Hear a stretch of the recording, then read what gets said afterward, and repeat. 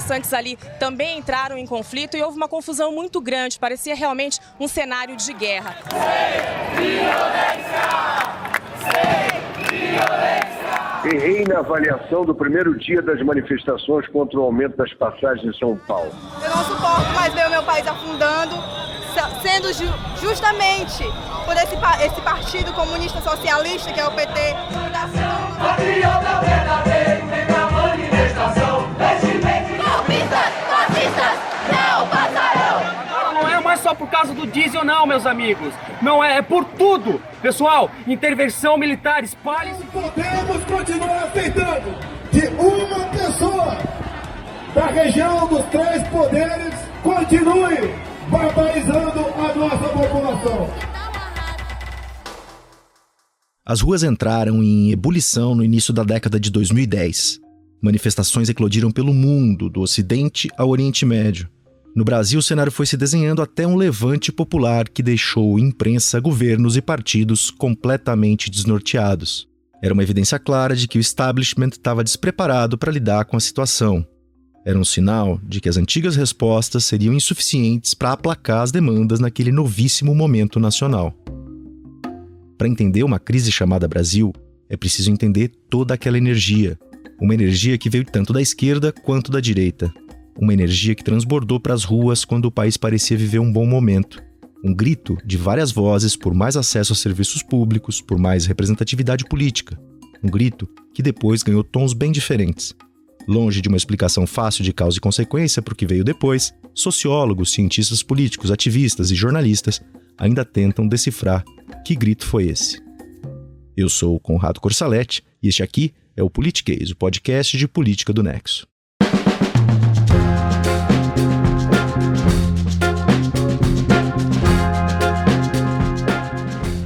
Uma Crise Chamada Brasil é uma minissérie de 10 capítulos que parte em busca da complexidade que trouxe a gente até aqui, 2022, um ano determinante para o país. Se você ainda não ouviu o episódio 1, a gente faz aqui um convite para você ir lá e conferir o contexto mundial pós-crise financeira de 2008. Agora, neste episódio 2, a gente parte de 2011.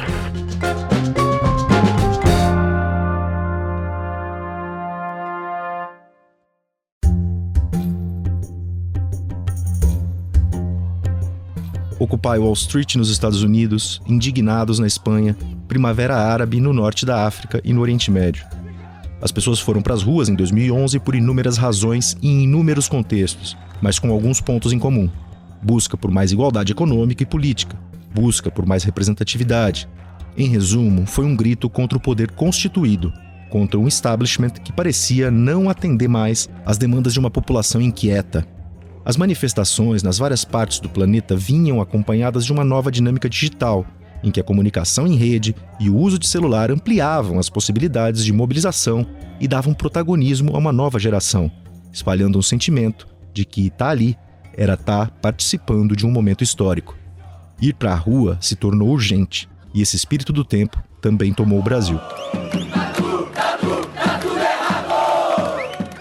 Sim, os movimentos sociais estavam aí antes, alguns ativos em mobilizações, outros mais próximos do poder, institucionalizados após anos de governo do PT, o Partido dos Trabalhadores, principal partido da esquerda do país. Só que naquele início da década de 2010, havia novos elementos em jogo, novas mensagens, novos meios. Alguns sinais já apareciam, inclusive, antes de 2013, ano-chave para o Brasil. Como num campo de batalha, de um lado, os simpatizantes. São de grupos ditos nacionalistas e dos carecas.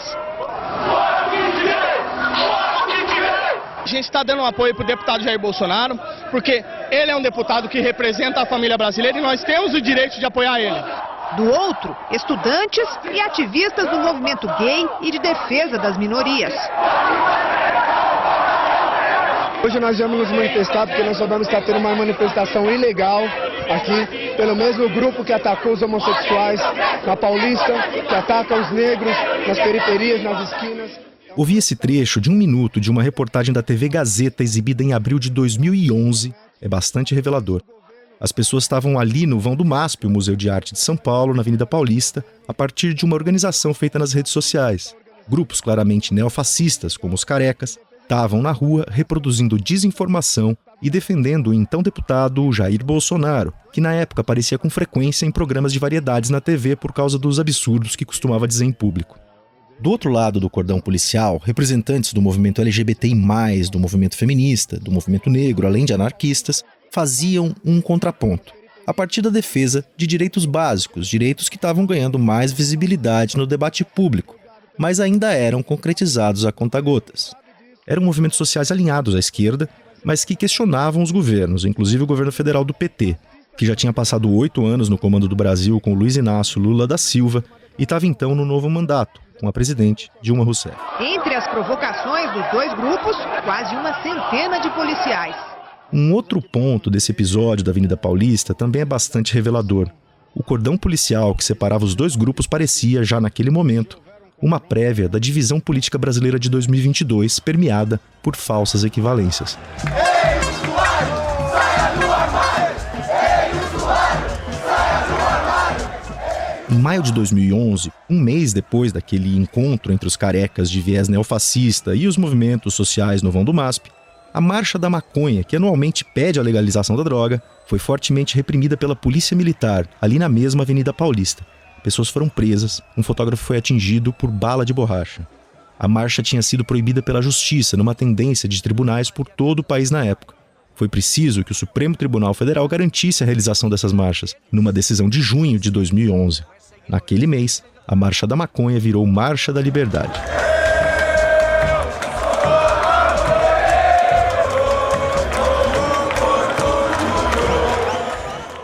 O primeiro semestre de 2011 viu também manifestações diferentes, como o churrascão da Gente Diferenciada, uma ironia surgida no Facebook por causa da resistência dos moradores de Higienópolis, um bairro rico de São Paulo, à construção de uma estação de metrô nos arredores.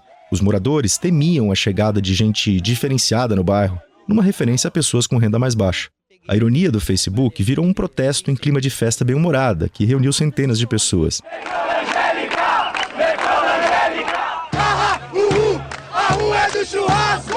As redes sociais mostravam que o engajamento poderia ser mais do que apenas virtual. Algo estava sendo gestado ali naqueles primeiros atos no início da década de 2010. A Ângela Alonso, professora de Sociologia da USP, coautora da série documental Junho 2013, O Começo do Avesso, lembra de 2 movimentos estrangeiros que ela considera importantes para o que viria a acontecer no Brasil. Mais importantes até do que a Primavera Árabe, o Occupy Wall Street, ou mesmo os indignados da Espanha. Movimentos anteriores a esses, inclusive. Movimentos que vieram a dar inspiração para a direita não institucionalizada brasileira e para a esquerda não institucionalizada brasileira. Quando eu estou falando não institucionalizado, quer dizer que é um pessoal que faz política fora das estruturas formais, estruturas como partidos ou sindicatos. Para a direita, a socióloga destaca a influência do Tea Party, um movimento ultraconservador que surgiu nos Estados Unidos após a chegada do Barack Obama à Casa Branca. Então é uma reação, não só a uma vitória democrata, mas a vitória de um negro. Tem um nacionalismo muito exacerbado, né? Todos os símbolos nacionais, o próprio nome, o Tea Party, e tem uma agenda que também está na origem, né, da revolta do chá, que é a agenda anti-taxação. Então você tem símbolos religiosos, símbolos nacionalistas, essa agenda antipoliticamente correto, não está tão explícito assim essa agenda antirracial, digamos, né? Mas tem aí também esse componente. Essa revolta do chá, a que faz referência ao movimento conservador americano do início do século XXI, foi um protesto contra impostos feito por colonos ingleses na América contra o governo britânico no fim do século XVIII. Foi um evento importante para a independência dos Estados Unidos. Bom, voltando às influências externas para o que ocorreu no Brasil. Para a esquerda, a Ângela Alonso destaca a influência dos movimentos anti-globalização de Seattle dos anos 90. Foi nos protestos durante um encontro da Organização Mundial do Comércio na cidade americana que a tática Black Bloc se internacionalizou e também despertou uma reação policial muito forte, algo que a gente veria depois no Brasil. Eu acho que esses 2 eventos, eles dão certos modelos, além do Fórum Social Mundial, que daí é uma inspiração de renovação para o socialismo. Existe todo um rol de expressões e conceitos em torno das manifestações do início da década de 2010. A gente tem os Black Blocs, que usam a tática surgida na Alemanha dos anos 80 para garantir a autodefesa de manifestantes diante de forças policiais e também fazer ataques a prédios considerados símbolos do capitalismo, como os bancos. A gente tem um movimento autonomista, cuja ação política passa ao largo de sindicatos e dos partidos políticos. A gente tem a horizontalidade de organização, em que cada participante de um movimento tem o seu protagonismo sem que haja lideranças muito definidas. A gente tem também eventos especialmente importantes para os novos movimentos de esquerda, como o Fórum Social Mundial realizado no início dos anos 2000, na capital do Rio Grande do Sul. Eu comecei no Movimento Passe Livre desde antes da sua fundação, que foi em 2005, no Fórum Social Mundial em Porto Alegre. Sempre estudei em escola pública e junto com outras pessoas que estudavam em escola pública e que sentiam um grande descontentamento aí com as possibilidades de atuação que estavam colocadas naquele momento, a gente decidiu se organizar de maneira autônoma. Essa é a Mayara Vivian, ativista que já teve forte atuação no MPL, o Movimento Passe Livre. É um movimento que, como diz o nome, defende a gratuidade do transporte público. Um movimento que se organizou em torno dessa pauta e costuma promover mobilizações recorrentes contra os aumentos de passagem. Em 2013, o MPL se tornaria pivô das maiores manifestações de rua do Brasil, desde os caras pintadas do impeachment de Fernando Collor. Manifestações que chamaram atenção não apenas por seu volume, mas pelo turbilhão que elas provocaram na política nacional.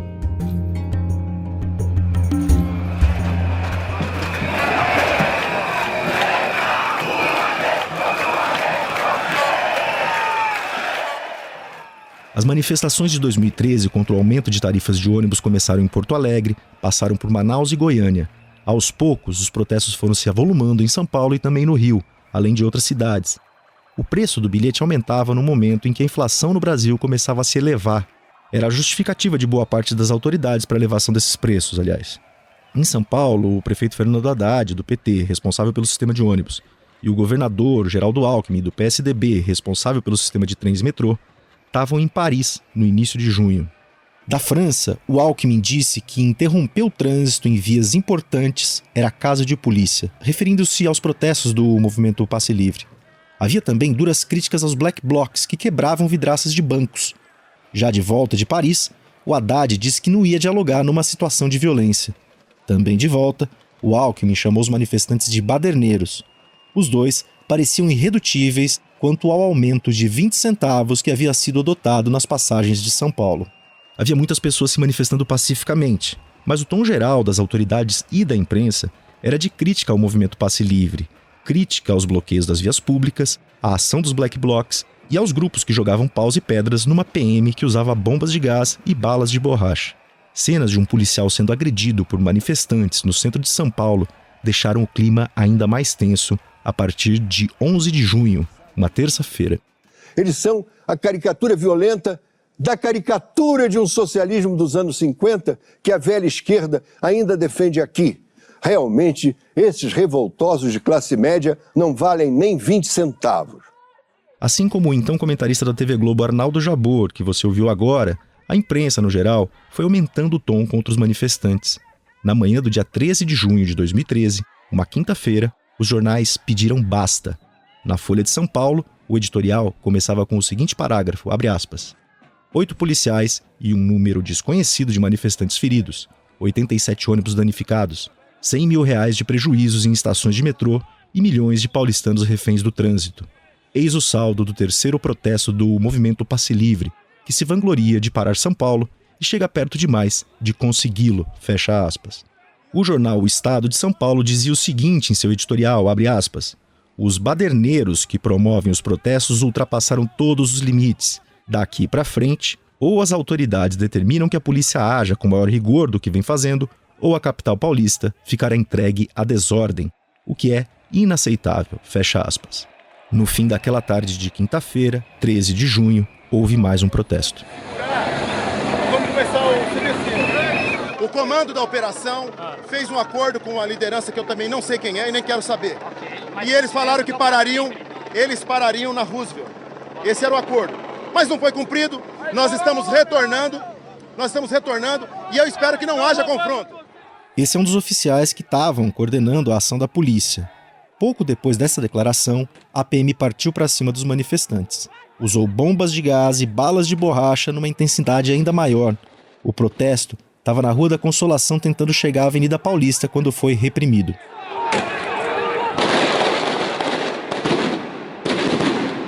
Foi um dia marcado pela violência policial em larga escala, como é possível ouvir nesse registro da rede TVT. Dezenas de pessoas ficaram feridas, entre elas jornalistas que estavam cobrindo a manifestação. O fotógrafo Sérgio Silva foi atingido por uma bala de borracha da PM e ficou cego do olho esquerdo. Quase 200 pessoas foram detidas. O Alckmin disse que ia apurar os abusos policiais, mas nem ele nem o Haddad cederam quanto ao preço das passagens. Foi nesses dias, entre a quinta-feira e a segunda-feira, que a imprensa, a rede social entraram num conflito muito sério e uma energia difusa entrou na rede social falando: a gente vai pra rua, a gente não sabe bem o que vai acontecer, tem alguma coisa sendo cozida aqui. O jornalista Bruno Torturra, que você acaba de ouvir, acompanhou de perto o que aconteceu em junho de 2013, fazendo uma cobertura num modelo totalmente novo pela Mídia Ninja, com longas transmissões ao vivo sobre o que estava ocorrendo na rua. Ele citou aí um conflito entre imprensa tradicional e redes sociais, um conflito de visões sobre o que estava acontecendo. Tem um exemplo bem ilustrativo. No dia seguinte, aquela quinta-feira em que a PM foi extremamente violenta, que muita gente ficou machucada e que quase 200 de pessoas acabaram presas, a manchete do Estadão era, abre aspas, paulistano fica refém de bombas em novo conflito, fecha aspas. Ou seja, o foco da publicação estava nos infortúnios das pessoas que tentavam voltar para casa na hora do rush. Enquanto isso, nas redes sociais, o clima era de que o país estava vivendo um momento histórico. Alguns jornais perceberam antes o que estava acontecendo, outros perceberam só depois. No sábado, dia 15 de junho de 2013, pessoas foram para a porta do estádio Mané Garrincha, em Brasília, protestar na abertura da Copa das Confederações, evento de preparação para a Copa do Mundo que iria ocorrer no ano seguinte no país. Do lado de dentro do estádio, a presidente Dilma Rousseff foi vaiada pelo público quando teve o nome anunciado no sistema de som, junto ao nome do Joseph Blatter, presidente da FIFA, a Federação Internacional de Futebol que organiza o torneio para o qual o Brasil tinha construído ou reformado 12 estádios ao custo de bilhões. Ladies and gentlemen, please welcome FIFA President Joseph Blatter and the President of Brazil,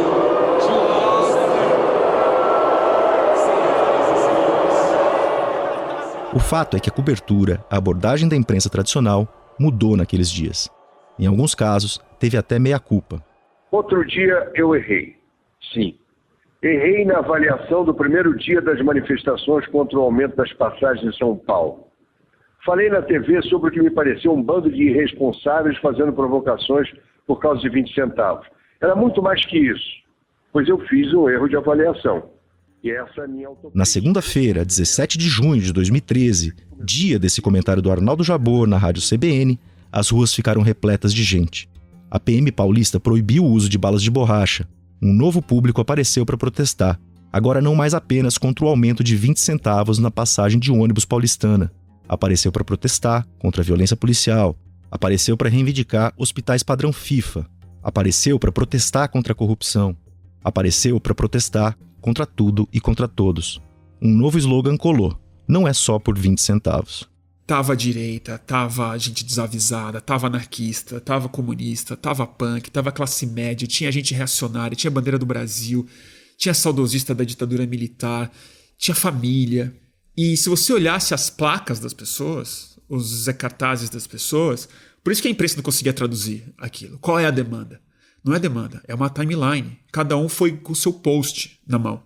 Essa fusão entre a vida analógica e digital, transbordada para as ruas, permitiu que junho de 2013 acontecesse do tamanho que aconteceu, segundo Bruno Torturra. Que a entrada do perfil da personalidade digital do cidadão como protagonista de articulação política, de discurso político e de auto-organização, esse foi o raio no céu que não era azul, mas essa foi a grande novidade do sistema. Aquele dia de manifestações, segunda-feira, 17 de junho de 2013, foi um ponto de mudança. Um dia que produziu cenas históricas como aquela em que manifestantes subiram na área onde ficam as cúpulas do Congresso, aquelas duas conchas, uma virada para baixo, outra virada para cima. A iluminação da sede do Parlamento Brasileiro projetava sombras sobre as cúpulas das duas casas legislativas. Havia ali uma metáfora forte. As sombras gigantes de manifestantes projetadas sobre a cúpula invertida da Câmara dos Deputados, que é chamada também de Casa do Povo. Era o povo assombrando a classe política. E as ruas tiveram vitórias. A redução de preços de tarifas veio em cascata.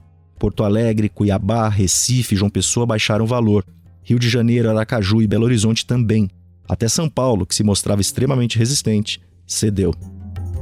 No dia 20 de junho, uma quinta-feira, o número de pessoas nas ruas do Brasil chegou à casa do 1 milhão, com protestos em 130 cidades. Curitiba também reduziu o preço das passagens. A presidente da República cancelou uma viagem internacional que estava programada e foi à TV fazer um pronunciamento nacional. As manifestações dessa semana trouxeram importantes lições. As tarifas baixaram e as pautas dos manifestantes ganharam prioridade nacional. A Dilma Rousseff propôs um pacto com governadores, prometeu melhorar serviços públicos, recebeu representantes do movimento Passe Livre em Brasília e também colocou na praça uma proposta que não agradou em nada o Congresso. A presidente falou em criar uma Assembleia Constituinte para trabalhar exclusivamente para reformar o sistema político. Sob pressão dos parlamentares, ela logo abandonou a ideia. Algumas das demandas que apareciam nos cartazes de junho de 2013 foram de fato atendidas. Uma delas era a derrubada da PEC 37, uma proposta que tentava impedir promotores e procuradores de abrir investigações próprias. Essa pauta de dar fim à PEC 37, inclusive, entrou na agenda das ruas por influência do próprio Ministério Público, numa ação que ajudou a reforçar as demandas contra a corrupção. Uma ação que sinalizou, já ali naquele momento, uma busca por protagonismo por parte de promotores e procuradores no debate público, como destaca a Ângela Alonso. Acho que eles foram muito hábeis em perceber que algumas das suas próprias agendas poderiam se tornar slogans de rua. Então, o caso mais emblemático é a PEC 37, que aparece na agenda como uma reivindicação corporativa de uma categoria, que é o Ministério Público, e depois se torna um cartaz de rua, rapidamente, como uma espécie de símbolo de quem deveria fazer o combate à corrupção. Então, a Câmara dos Deputados atendeu à reivindicação e arquivou a PEC 37. O Congresso também aprovou uma nova lei de organizações criminosas na esteira das manifestações de 2013, uma legislação que criou novos parâmetros para as chamadas delações premiadas. Esses novos parâmetros viriam a ser usados de forma intensa pela Operação Lava Jato a partir do ano seguinte.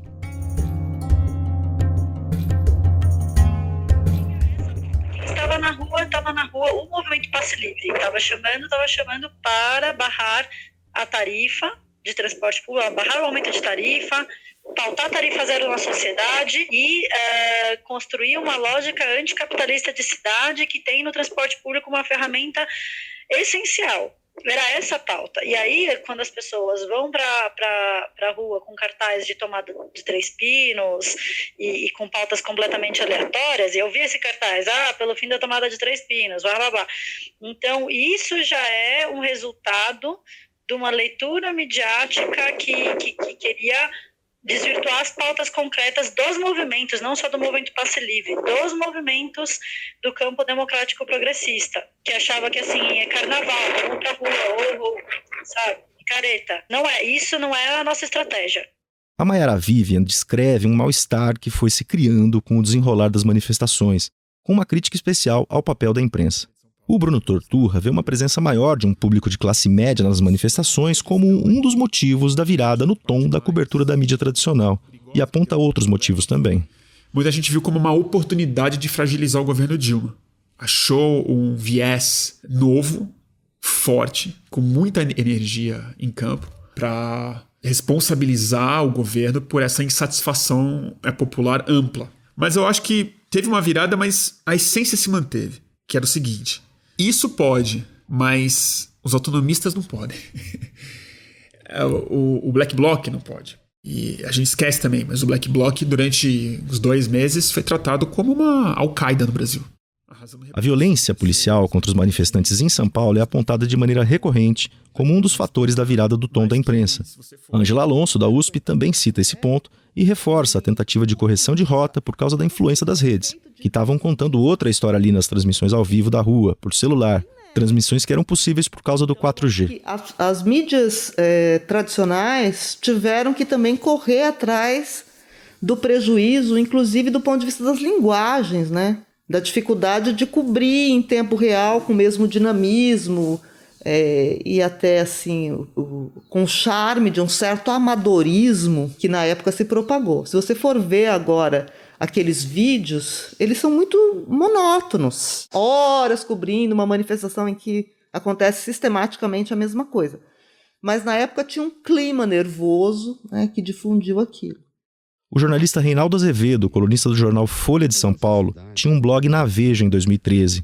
Depois da virada da abordagem da imprensa tradicional, a revista publicou capas em tom favorável à revolta dos jovens, como chamou as manifestações. Disse ainda que os protestos tinham mudado o Brasil.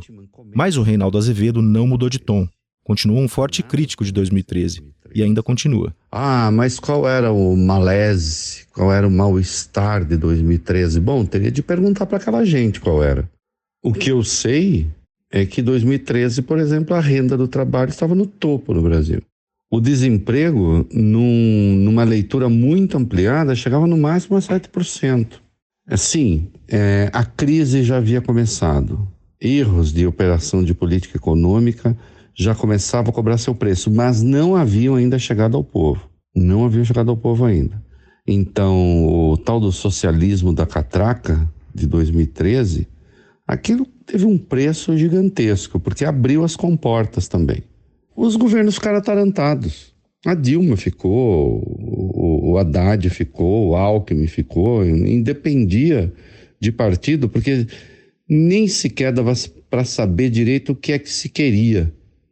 O jornalista afirma ver, em 2013, uma quebra de institucionalidade, algo com o qual os governos acabaram por ser coniventes. Ele é crítico, aliás, da mudança de atitude da imprensa diante das manifestações. A Dilma tentou um pacto ali com os governadores, mas, insisto, pacto para atender a que pauta de reivindicação? Eu lembro de um epíteto para o Maio de 68, né? Os assaltantes do céu. Então tinha gente ali que se sentia assaltante do céu.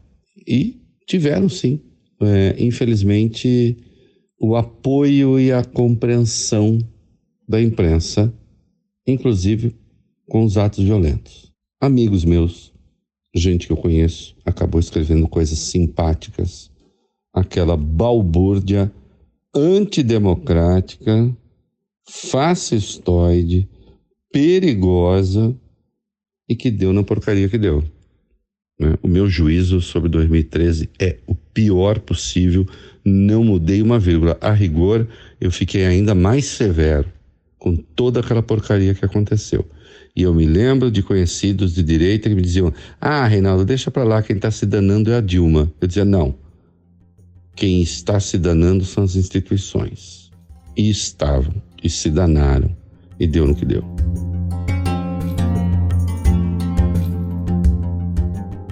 Muitos pesquisadores olham com recorrência para 2013 a fim de tentar entender os aspectos que criaram as condições para que houvesse aquela revolta popular.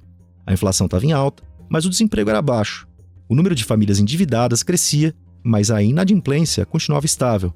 Ao mesmo tempo, o país caminhava para sair do mapa da fome. Para Ângela Alonso, a chegada do PT ao poder em 2003, ou seja, 10 anos antes das manifestações de junho, é central nesse debate. Ela cita a agenda de distribuição de renda do governo Lula, cita a tentativa do governo de incorporar a agenda dos movimentos sociais, cita tanto questões de moral privada, como o direito da mulher sobre o seu próprio corpo, e de moral pública, como a pauta da corrupção. A socióloga fala ainda de um rescaldo da ditadura militar, do regime dos generais que governou o Brasil por 21 anos, de 1964 a 1985. Todos esses pontos, segundo ela, geraram zonas de conflito. Para Ângela Alonso, com a chegada da Dilma à presidência em 2011, novos temperos, nas palavras dela, foram acrescentados. A instalação da Comissão da Verdade para investigar crimes da ditadura criou uma forte indisposição com os militares, desagradando a grupos mais autoritários. Entre os liberais, novos institutos, novos think tanks, novos movimentos foram se fortalecendo. O julgamento do Mensalão, em 2012, também teve sua contribuição, segundo a professora da USP, reforçando o discurso anticorrupção e elevando os juízes à condição de super-heróis. O fato é que o PT enfrentou duas oposições. Ele enfrentou essa oposição à sua direita, que tinha movimentos liberais, conservadores e autoritários, mas enfrentou também uma oposição à sua esquerda, que tinha esses movimentos assim neossocialistas, que vem, por exemplo, o MTST, e esses movimentos dessa nova onda antiglobalização, que são os movimentos autonomistas, que é uma recuperação do anarquismo. Então, essas duas oposições estão crescendo ao longo dos governos petistas. Então, acho que o governo fica ensanduichado. Essa imagem de ensanduichamento é interessante porque ela traz um ponto em comum relacionado aos vários públicos insatisfeitos, segundo a Ângela Alonso. Acontece que são grupos muito diferentes, com agendas diferentes, com maneiras diferentes de fazer política de rua e que se encontram, né, nas ruas ao mesmo tempo. Eu acho que a única pauta comum era o antipetismo. Eles eram todos críticos do governo do PT, mas por razões muito diferentes e em direções diferentes. O Marcos Nobre, professor de filosofia da Unicamp e presidente do SEBRAP, o Centro Brasileiro de Análise e Planejamento, aponta uma força mais ampla no sentido anti-establishment, não necessariamente antipetista. As novas esquerdas eram contra a esquerda estabelecida, as novas direitas eram contra a direita estabelecida, então a nova esquerda era contra a esquerda tradicional, as novas direitas eram contra a direita tradicional. Então estava se armando ali, na base da sociedade, uma espécie de auto-organização à esquerda e à direita que preparou junho. No livro que lançou em 2022, intitulado Limites da Democracia, de junho de 2013 ao governo Bolsonaro, o Marcos Nobre afirma que as manifestações daquele início de década teriam provavelmente acontecido, mesmo que a eleição anterior, de 2010, tivesse sido ganha pelo tucano José Serra, mesmo que o PT já estivesse fora do poder. O que se estava demandando não era uma coisa contra o PT, a favor do PSDB, mas simplesmente uma reação do sistema político em se abrir para a sociedade, em se autorreformar, coisa que o sistema político não fez. O que estava em jogo ali, segundo ele, era o que a classe política daria como resposta, além de projetos pontuais aprovados ou arquivados no Congresso. Havia de fato uma disposição de reformar o sistema? Não havia, e não houve. As manifestações de rua continuaram ao longo de 2014. O cinegrafista Santiago Andrade, da TV Bandeirantes, morreu durante um protesto no Rio de Janeiro. Ele foi atingido por um rojão disparado por manifestantes num episódio trágico. Em Curitiba, em março de 2014, uma força-tarefa de procuradores da República, junto com a Polícia Federal, deflagrou a Operação Lava Jato, apontando uma série de suspeitas de corrupção na Petrobras, maior estatal brasileira. Veio a Copa do Mundo no Brasil, novas manifestações foram realizadas. A Dilma não só foi vaiada, como também xingada na abertura do torneio. A seleção perdeu em campo por 7-1 da Alemanha na semifinal. Chegaram de novo!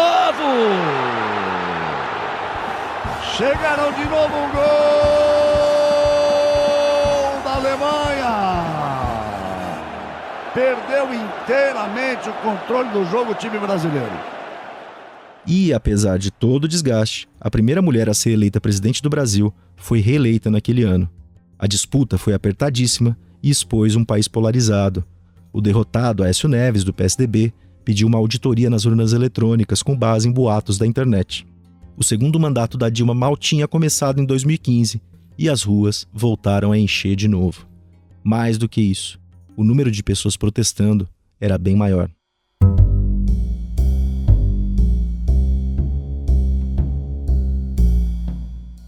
Existem analistas políticos que buscam achar o chamado ovo da serpente, o momento em que algo irrefreável foi gestado.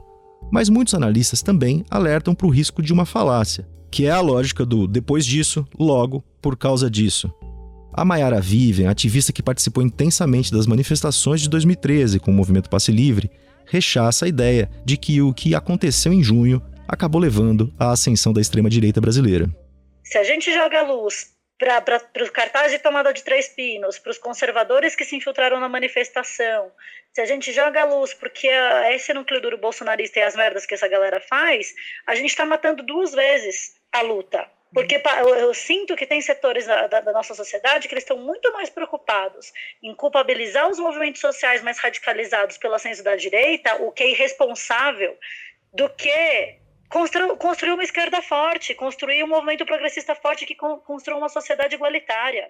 O Marcos Nobre afirma que o caráter antissistema que está presente nos ciclos globais de protestos da primeira metade da década de 2010 não determinou de antemão um resultado de politização brasileira à direita, à extrema-direita. As pessoas que fazem uma ligação direta entre junho e a eleição do Bolsonaro se esquecem que entre junho e Bolsonaro existiu uma eleição, em 2014, que a Lava Jato só realmente tomou corpo em 2015, e que esse processo foi um processo em que o sistema político se blindou contra a sociedade. As pessoas esquecem isso, a hora que fazem essa ligação direta, né? Então, a gente tem que dizer, olha, de 2013 até 2014 existiu um passo, de 2014 até 2015 outro passo, de 2015 até 2018 é um outro momento. Não são causais, quer dizer, as coisas vão se encaminhando numa determinada direção, mas essa direção não estava dada anteriormente. É dada pela ação ou pela omissão dos agentes políticos, certo? A esquerda, que estava nas ruas em 2013, uma esquerda não institucionalizada, opositora até do governo do PT, não teve força nem capacidade de se tornar protagonista da disputa política, segundo o presidente do SEBRAP e professor da Unicamp.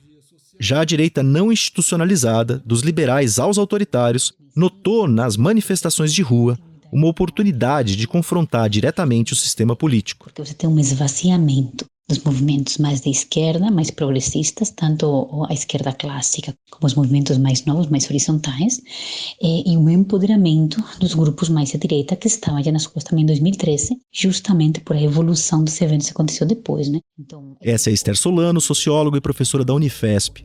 Ela esteve nas ruas em 2013 para estudar as manifestações de junho. Esteve nas ruas também nos grandes protestos que viriam depois.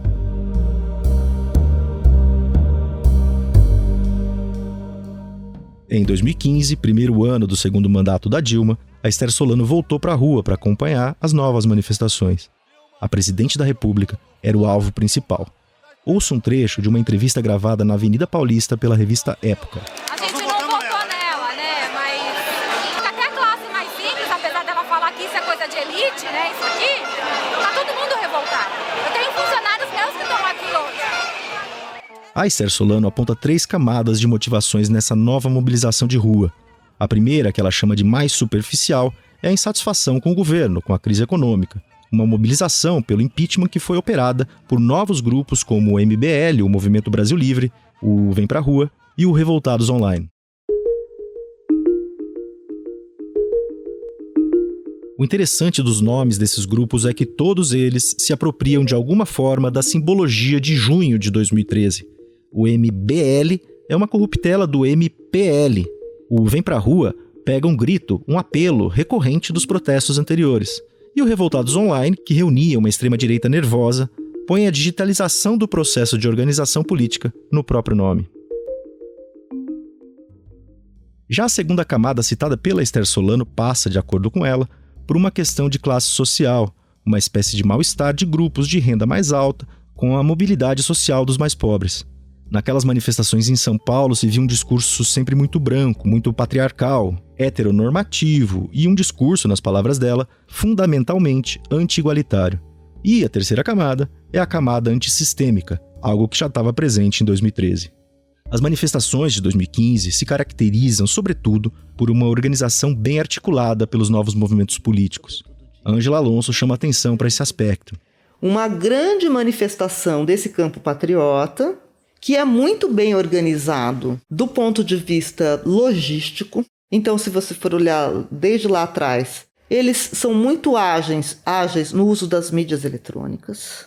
Muitos dos ativistas desse universo vêm de computação, de propaganda e marketing, publicidade. Então, é gente que sabe fazer esse tipo de divulgação. Não é uma coisa amadorística, tem um método. Que houve uma organização consistente e contínua dessas manifestações e desses movimentos.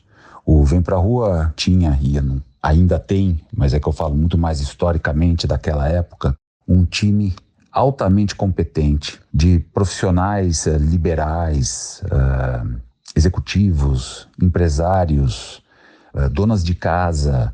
Não importa o que as pessoas faziam, mas eram pessoas extremamente competentes que estavam dedicando dezenas se não centenas de horas das suas vidas, a cada semana, a cada mês, para uma causa. Então, esse é o empresário Rogério Schecker, que foi líder do movimento Vem Pra Rua naquele início de segundo mandato da Dilma. Atualmente ele não está mais no movimento. O Rogério Schecker aponta esse primeiro motivo do sucesso das manifestações verde e amarelas de 2015. E acrescenta que o segundo motivo era a ampla insatisfação com o governo. Quando essa população descobre que havia mais gente pensando como eles, que essas pessoas estavam dispostas a se reunir, quando elas chegavam nas ruas, elas viam que tinham milhares e milhões de outras pessoas que pensavam do mesmo jeito, as pessoas começaram a acreditar que é possível a gente, através de um povo organizado, conseguir implementar demandas junto aos detentores de poder. O Rogério Schecker nega uma motivação essencialmente antipetista e diz que o Vem Pra Rua lutava por um Estado mais eficiente, um Estado que usasse os recursos que recebe para oferecer melhores serviços para a população, que defendia a independência dos poderes e a livre manifestação de vontades e a liberdade de expressão. Naquele momento, houve uma predominância de manifestações da direita em termos de volume de gente, especialmente na Avenida Paulista. Mas a esquerda também se mobilizou, não em defesa do governo Dilma, mas em torno de outras pautas. Em outubro de 2015, as ruas foram tomadas pelas mulheres em reação a um projeto de autoria do então presidente da Câmara, Eduardo Cunha, que dificultava o acesso ao aborto legal no país. Teve protesto em São Paulo, Rio de Janeiro e Recife. E o movimento ficou conhecido como Primavera Feminista, ou Primavera das Mulheres.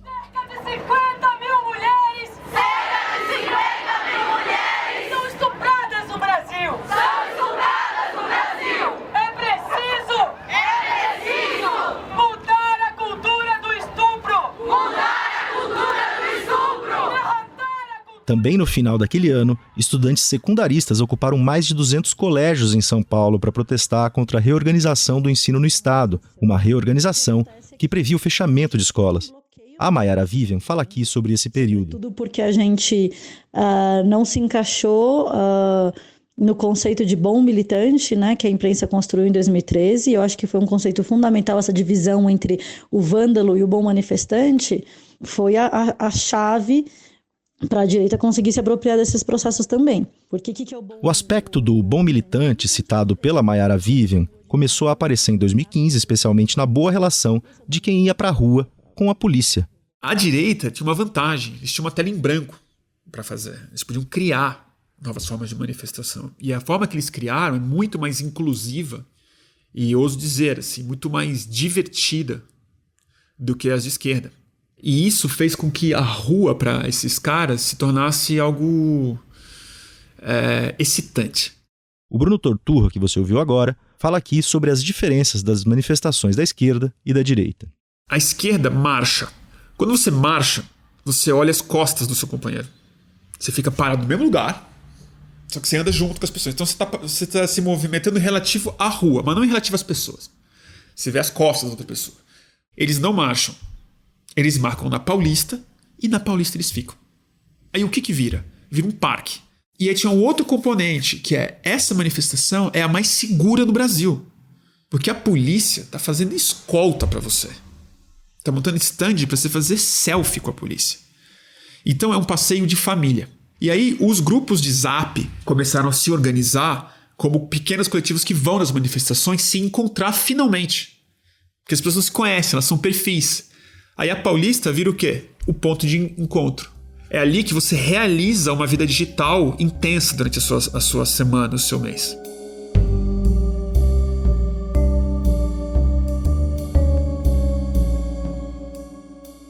Decisões da Justiça e também do Congresso alimentavam o agito das ruas naquele fim de 2015.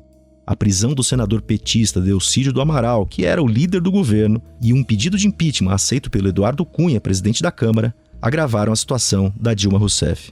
Os primeiros meses de 2016 foram de mais protestos. Em 13 de março daquele ano, os opositores realizaram aquela que é considerada a maior manifestação de rua desde a redemocratização, com milhões de pessoas protestando em todo o país.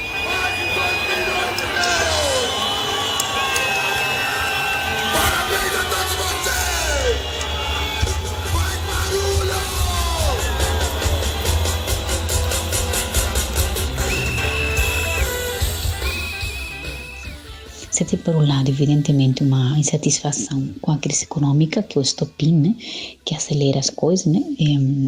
Por outro lado, você tem uma insatisfação também evidente com a condução no governo de Dilma Rousseff, que não é a condução do Lula, né? Uma condução que gera, né, muito mais atrito, né? Que gera muito mais problema dentro da própria maquinária, né, de Brasília. E você tem aí outros elementos, como é evidentemente o fato de que surge uma janela de oportunidade, né, justamente que é apropriada por atores da direita, como os mobilizadores, os dinamizadores dos protestos, MBL, Vem Pra Rua, etc. E evidentemente a Lava Jato, né, a gente diz. Além dos movimentos políticos que organizavam as manifestações, os dinamizadores, como disse agora a Esther Solano, a sede da Fiesp, Federação das Indústrias do Estado de São Paulo, era um ponto importante na Avenida Paulista.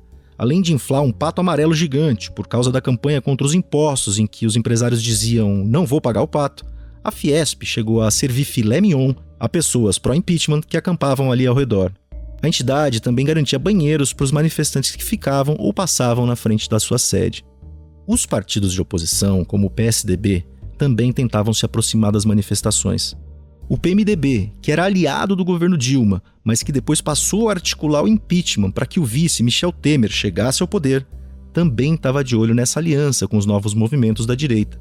Houve, em alguns momentos, uma união entre os partidos da classe política tradicional, partidos que estavam na oposição ao governo petista, a esses novos grupos de direita. Este áudio que você vai ouvir agora, um áudio revelado pelo portal UOL, foi gravado às vésperas da grande manifestação pelo impeachment do dia 13 de março de 2016. O MBL acabou de fechar com o PSDB, DEM, PMDB, uma articulação para eles ajudarem, e aí também com a força sindical, que é o Paulinho, né? Para divulgar o dia 13, usando as máquinas deles também. Enfim, usar agora uma força que a gente nunca teve. E foi o MBL que montou isso. A gente está costurando agora com todos eles para ter o impeachment. Então a gente está em outra, a gente está realmente causando problemas para Dilma. Esse que aparece na gravação é o Renan Santos, um dos coordenadores nacionais do MBL, o Movimento Brasil Livre. Ele confirmou depois ao portal UOL que estava mesmo associado ao PSDB, ao DEM, ao Solidariedade do Paulinho da Força Sindical e ao PMDB do Michel Temer. Deputados federais de partidos de oposição, aliás, discursaram no carro de som do movimento naquele dia 13 de março de 2016. A força que vinha de fora da classe política tradicional estava ali de mãos dadas com a política tradicional.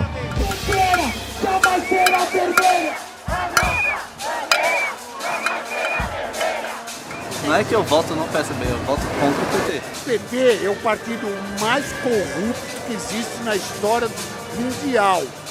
Ela é filha da puta, repito alto, filha da puta sim, tá bom? Obrigada. Cada um de vocês aqui pode ter o orgulho de dizer: eu ajudei a mudar a história desse país, eu bani os comunistas desse país. Esse trecho de um vídeo produzido pelo jornal Folha de São Paulo mostra como o discurso ia ficando agressivo nas ruas. Os limites da democracia eram atropelados em alguns carros de som dessas manifestações, com pedidos de intervenção militar. Naquele março de 2016, a Lava Jato levou o ex-presidente Lula para depor à força e divulgou grampos de forma ilegal com conversas da então presidente da República. Foram ações determinadas pelo então juiz Sérgio Moro que ajudaram a inflamar ainda mais a oposição.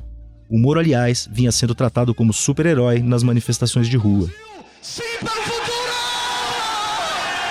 342 votos favoráveis, então a Câmara autoriza a abertura do processo de impeachment da presidente Dilma Rousseff. Ainda falta... A Dilma teve o processo de impeachment autorizado pela Câmara dos Deputados em 17 de abril de 2016, num dia em que a imagem de uma esplanada dos ministérios dividida ao meio por grades de ferro entrou para a história do país. De um lado, defensores do governo, do outro, seus opositores, e um muro no meio para evitar um conflito. As manifestações contra o impeachment da Dilma ou contra o golpe, como muitos diziam e dizem, chegaram a ser volumosas em alguns momentos. Mas já havia um jogo jogado ali, e não só pelos fatores exógenos ao governo. A economia tinha entrado em recessão por motivos que incluem erros diretos da própria presidente. A relação com o Congresso tinha derretido por falta de habilidade política da própria presidente. O impeachment foi consumado e o PT, depois de 13 anos, deixou o governo.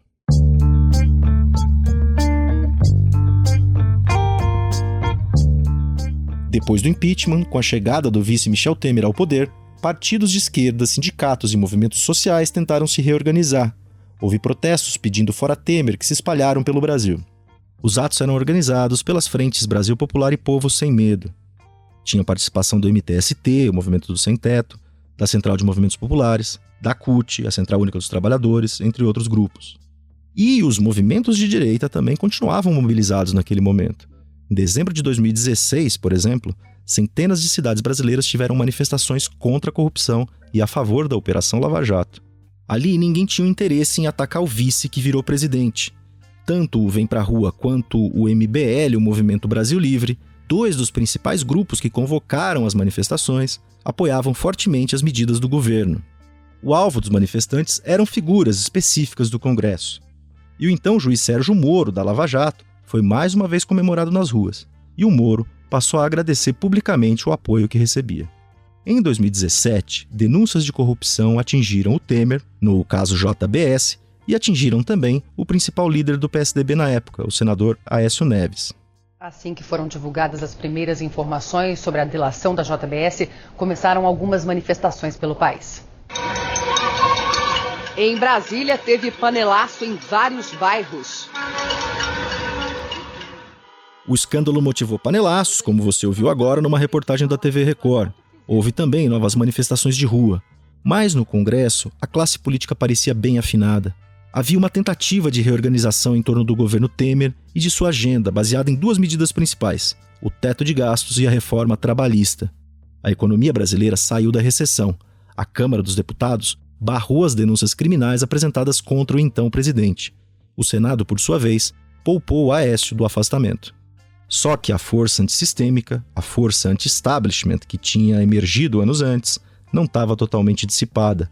Na verdade, essa força estava ganhando novos contornos cada vez mais radicais. E isso veio à tona no fim de maio de 2018, com uma greve de caminhoneiros que parou o Brasil por 10 dias. A pauta inicial era um protesto pelo aumento dos combustíveis, que já eram impactados pela variação internacional do preço do barril de petróleo, por causa da política da Petrobras adotada no governo Temer. Mas as demandas depois extrapolaram isso. Sabe, é Brasil. É motivo de Brasil se unir e lutar contra esses ladrões que estão roubando a gente, saqueando o nosso Brasil, saqueando nossa juventude, saqueando nossas crianças. Você ouviu agora um caminhoneiro durante aquela greve. E o que aparece no discurso dele? A questão da corrupção. E sabe os pedidos de intervenção militar que começaram a aparecer nas ruas em cartazes isolados, depois passaram a ser tema de discursos em caminhão de som na Avenida Paulista? Em 2018, na greve dos caminhoneiros, esse era um tema muito presente. Pessoal, tá tudo bloqueado, não tem nada liberado. Mais uma vez, não tem acordo com bandido. Chega, agora nós queremos intervenção militar já. Aí, um dos vários vídeos que circularam naquele momento. E havia também, naquele início de 2018, um novo componente tecnológico. Se em junho de 2013 o Facebook era a rede de mobilização mais popular, ali, 5 anos depois, quem dava as cartas era o WhatsApp. Enquanto no Twitter e no Facebook os posts são majoritariamente públicos, no WhatsApp é muito mais difícil de rastrear o que está acontecendo.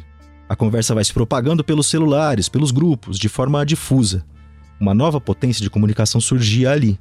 Uma potência que iria se converter em apoio a Jair Bolsonaro.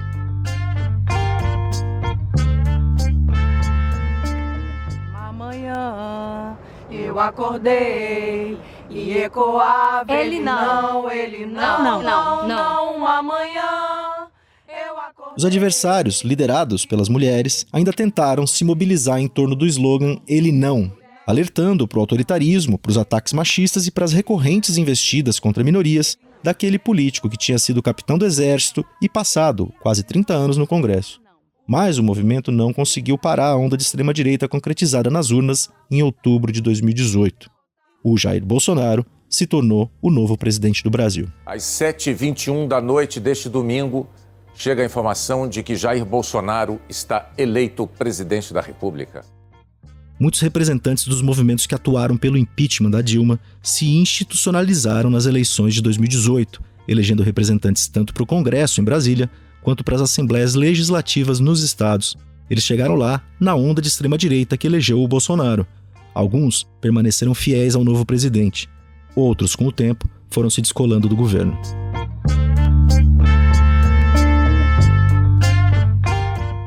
A oposição foi para as ruas já no começo do governo Bolsonaro, primeiramente contra cortes anunciados no Ministério da Educação e contra a retórica do presidente de atacar esquerdistas que, segundo ele, dominavam as universidades públicas. O novo presidente estava pondo em prática ali a guerra cultural que viria a se intensificar cada vez mais com o tempo.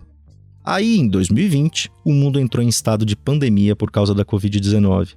Sair para a rua não era mais uma opção para aqueles que ouviam os alertas dos cientistas a respeito da importância do isolamento social.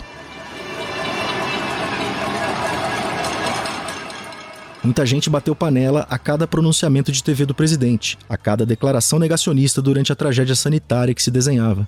O Bolsonaro, por sua vez, não saiu da rua em momento nenhum e incentivou aglomerações. Ao mesmo tempo, iniciou uma campanha de ataques a ministros do Supremo Tribunal Federal. No campo da oposição, algumas pautas se mostraram urgentes e abriram a discussão sobre voltar às ruas. A Coalizão Negra por Direitos começou a se mobilizar cada vez mais em torno do que o grupo chama de genocídio negro. Após o jovem João Pedro, de 14 anos, ser morto dentro de casa pela polícia no Complexo do Salgueiro, em São Gonçalo, no Rio, houve uma série de mobilizações, muitas virtuais, outras nas comunidades atingidas pela violência policial. Naquele mesmo mês de maio de 2020, nos Estados Unidos, a morte do americano George Floyd, um homem negro, sufocado na rua por policiais brancos, sob apelos de que ele não conseguia respirar, deu mais tração à pauta antirracista no mundo.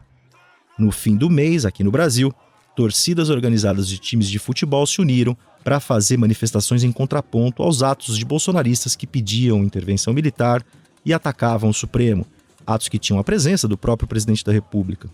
Chamadas antifascistas ou antifas, essas torcidas entraram em choque com grupos bolsonaristas em São Paulo e no Rio de Janeiro em 31 de maio de 2020. A polícia entrou em confronto com as torcidas e os manifestantes que estavam junto com elas. A Mayara Vivian estava lá. A gente estava lá na rua, em maior número, que é a extrema-direita, tomando um cacete do choque. Apanhamos que nem cachorro. O negacionismo durante a pandemia, que deixava milhares de mortos, e os ataques recorrentes à democracia levaram a oposição diversas vezes às ruas desde então. Partidos se organizaram em protestos pró-impeachment de Bolsonaro. Até movimentos de direita que tinham se alinhado ao bolsonarismo, como o MBL e o Vem Pra Rua, tentaram fazer atos contra o governo. Nada foi muito marcante.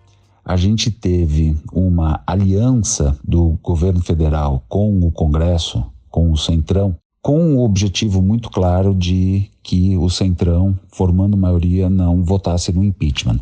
Então, essa trava que foi conseguida via um acordo político, logicamente acaba chegando na população que começa a enxergar que aquilo tem uma possibilidade muito baixa de acontecer, desmotiva e, naturalmente, esvazia a possibilidade de grandes movimentações. O Rogério Schecker lembra aí do acerto do presidente com os parlamentares do Centrão, um grupo de histórico de fisiologismo que costuma aderir a governos, sejam eles quais forem, em troca de cargos e acesso privilegiado ao orçamento. Na rua, o grito mais estridente passou a ser do próprio Bolsonaro, falando em descumprir a ordem judicial, ameaçando melar as eleições com acusações falsas ao sistema eletrônico de votação e acelerando em 2 rodas sem capacete nas suas recorrentes motocicletas.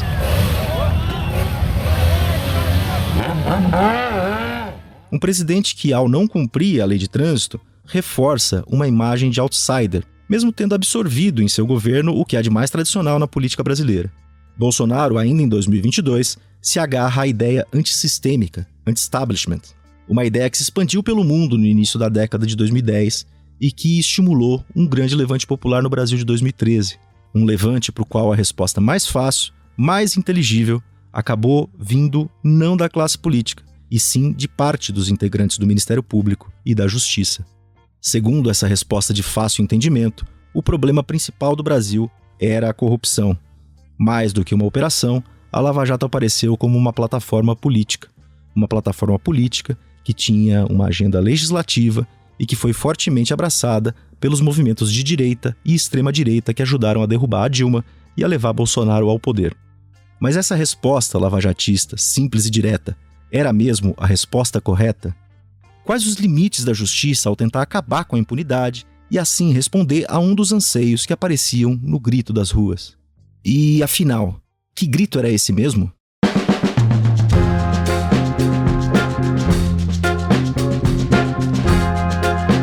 No próximo episódio. Se você não sair daí rápido, você vai fazer réu um homem inocente que é o presidente Lula. Não adianta dizer que faz o bem agindo mal.